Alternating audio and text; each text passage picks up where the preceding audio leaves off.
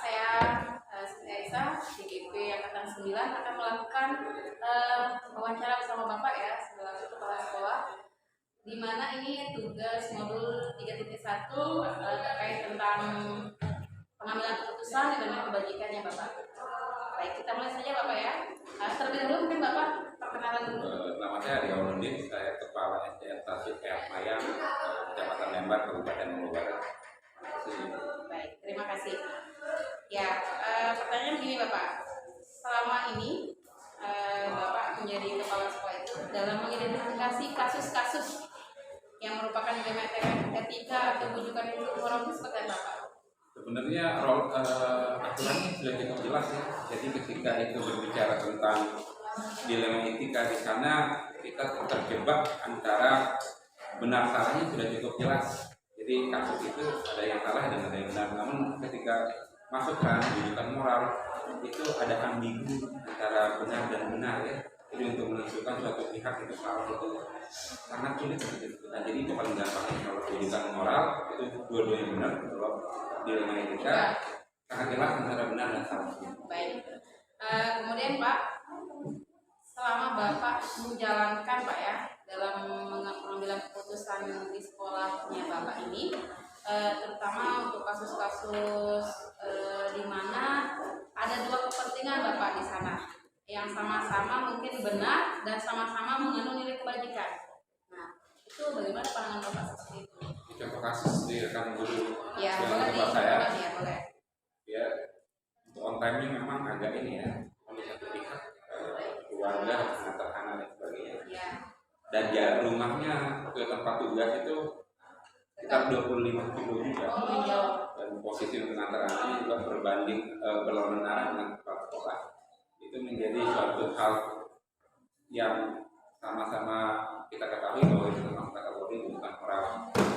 Caranya mengatasinya saya meminta pada guru tersebut memaparkan kendalanya apa hal itu dan apa saja yang sekiranya dia bisa untuk lakukan untuk mengatasi terkait dengan kewajibannya.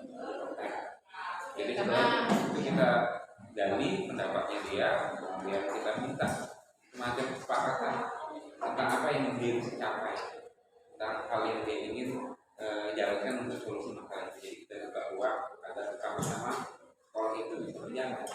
Nah, ini kan terkait dengan tadi ada kasusnya Pak Nas, mungkin langkah-langkahnya mungkin bisa Bapak memberikan pandangan lagi progresnya bagaimana langkah-langkah selanjutnya atau prosedur seperti apa yang nanti yang biasanya Bapak lakukan selama menemukan kasus tersebut. Ya, seperti tadi yang pertama kita lakukan ambil ya, kemudian kita klasifikasikan apakah ini bujukan moral atau dengan etika. Setelah itu diketahui bahwa ini bujukan moral, memang ada satu kewajiban yang memang beririsan dengan kewajiban pekerjaan. Itu menjadi hal-hal yang istilahnya bagi kita kepala sekolah itu dilematis seperti disampaikan. Namun cara yang saya lakukan panggil untuk meminta dari rekan guru tersebut bagaimana jalan keluar yang terpikirkan dari dia. Apakah ada dari istrinya mungkin nanti yang akan bisa mengambil kewajiban itu, atau dari orang lain agar bisa kewajiban di sekolah juga tetap berjalan. Pak, berarti kalau sudah ada langkah-langkahnya Pak, otomatis nanti akan ada tantangan Pak ya dari kasus ini. Mungkin hal-hal apa saja yang bisa Bapak lakukan untuk melakukan untuk melakukan dalam tantangannya Pak, dalam pengambilan keputusannya seperti apa? Tantangannya seperti apa? Tentu saja dari lingkup internal ya, rekan-rekan lain. Ya, betul Pak. Kok kita istilahnya secara manusiawi, kok dia boleh ya untuk kondisi tertentu yang dapat terlambat seperti itu, sementara kami harus kontak.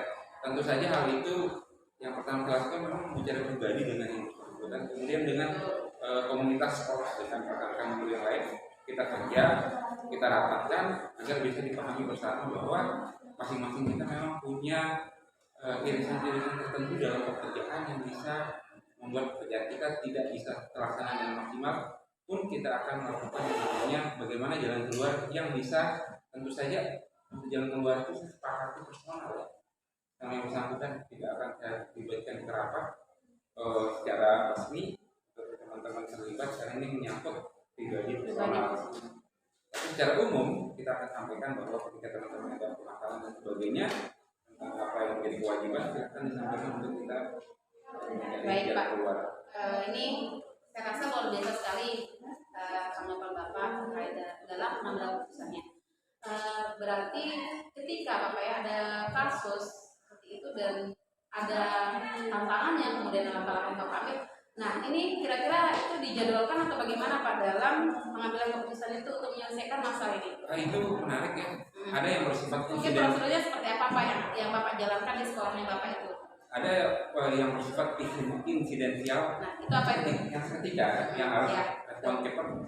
Ya kita tidak bisa menjadwalkan ketika ada masalah itu langsung tangani. Jadi langsung memanggil Bapak ya, langsung memanggil Ya. guru yang bersangkutan. Guru yang bersangkutan atau mungkin berkaitan dengan lingkungan sekolah ya. Berarti tidak harus menunggu dulu ya. Ini sekian kali salah, ini sekian enggak Bapak ya. Kalau ada yang memang Dalam urgensinya sangat mendesak. Terus yang kedua, ketika itu memang kita melakukan refleksi dengan kinerja kita secara berkala, itu kan bisa dibawa secara dialog pada rapat rutin atau pemanggilan secara rutin kepada rekan-rekan guru untuk sekedar kita bukan membahas ya, tapi share saja. Berarti di sana juga harus tegas Pak ya, harus memperhatikan muridnya. Itu Ya. itu yang menjadi fokus utamanya Ya, Bapak ya. itu yang Baik Pak. Kemudian mungkin bisa ini kan Pak jelaskan kembali faktor-faktor yang mungkin apa ya yang akan selama melakukan pengambilan keputusan ini mungkin ada faktor-faktornya Pak dalam untuk mempermudah atau membantu Bapak dalam mengambil keputusan itu. Saya biasanya begini ya, saya punya kebiasaan selalu tukar pikiran dengan rekan-rekan sekolah lain sebagai referensi saja. Ya gimana tindakan, karena bisa jadi memang telah dialami oleh sekolah lain. Faktor yang kedua tentu saja dengan istilahnya interaksi yang saya baca, kemudian buku-buku yang saya pahami, itu akan menjadi salah satu penopang kita mengambil keputusan. Tapi yang paling penting itu setelah berhasil memetakan benar salah atau benar-benar, itu sangat membantu dalam pengambilan keputusan. Jadi ketika tahu kasusnya ini benar salah ya enak. Tapi ketika benar-benar ini kita lebih istilahnya lebih menggunakan rasa dalam mengambil keputusan. Pertanyaan saya yang terakhir nih Pak ya, ini mungkin sebelum dari kasusnya nanti. Kemudian nanti pembelajaran apa yang sekiranya Bapak dapatkan atau Bapak bisa ambil apa yang bisa Bapak petik dari kasus atau cara pengambilan keputusan yang Bapak lakukan ini, tentunya dengan didim etikanya ini.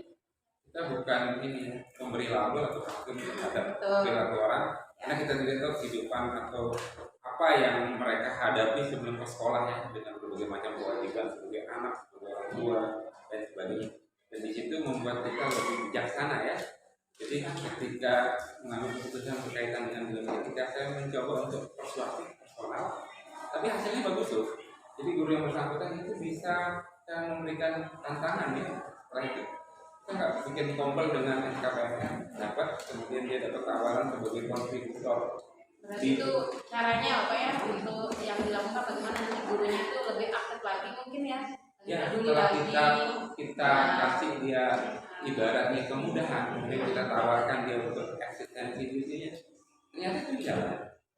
Ya, jadi jalan, dia bisa istilahnya frekuensi konten di sekolah yang meningkat, kemudian apa yang saya harapkan dan membawa nama baik sekolah juga di tingkat pendidikan. Itu sih. Ya, baik, mungkin itu saja Bapak pertanyaan saya terkait ini untuk sesi wawancara kali ini. Kurang lebihnya saya mohon maaf Pak ya, dan terima kasih atas waktunya hari ini Pak. Sama-sama Ibu, semoga sukses. Terima kasih ya, assalamualaikum warahmatullahi wabarakatuh. Waalaikumsalam.